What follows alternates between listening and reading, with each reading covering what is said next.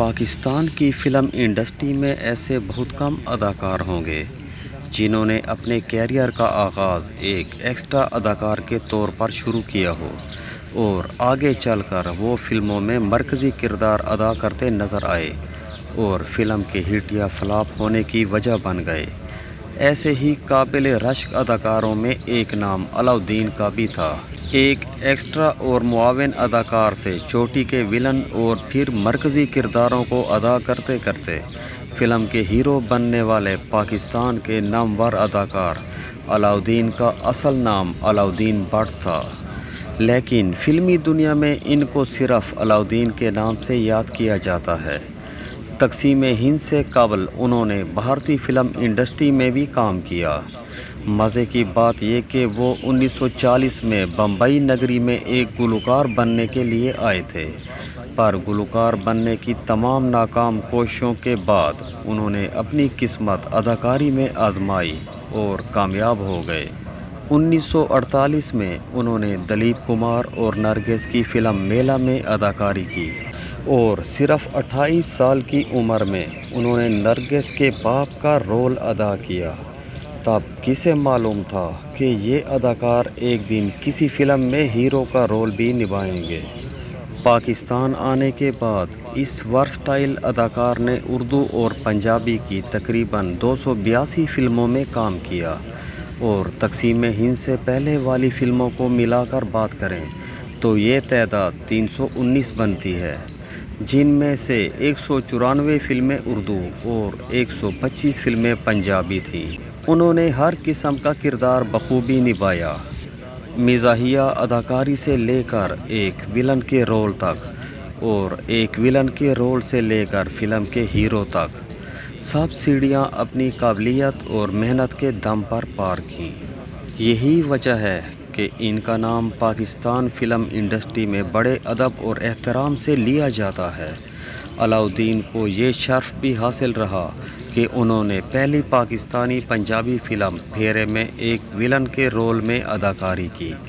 اس film کے علاوہ بھی انہوں نے محفل، محبوبہ، انوکھی، وعدہ، باغی، کرتار سنگھ، مجرم، بکھڑا، چھو منتر، دربار اور آخری نشان جیسی فلموں میں ویلن کا رول ادا کیا۔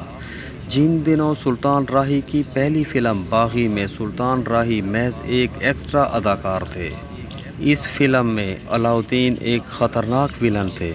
ان کی 2 فلمیں پتن اور حمیدہ ایسی تھیں جن میں وہ ویلن کے ساتھ مزاحیہ اداکاری کرتے بھی نظر آئے۔ اداکار علاؤالدین اپنی موسیقی کے شوق کو زندہ رکھنے کے لیے کبھی کبھار فلموں میں گاتے ہوئے بھی نظر آئے۔ علاؤالدین نے بطور ہیرو سلما، مہتاب، 30 مار خان، فن خان، دل دا جانی اور بولے شاہ فلموں میں کام کیا۔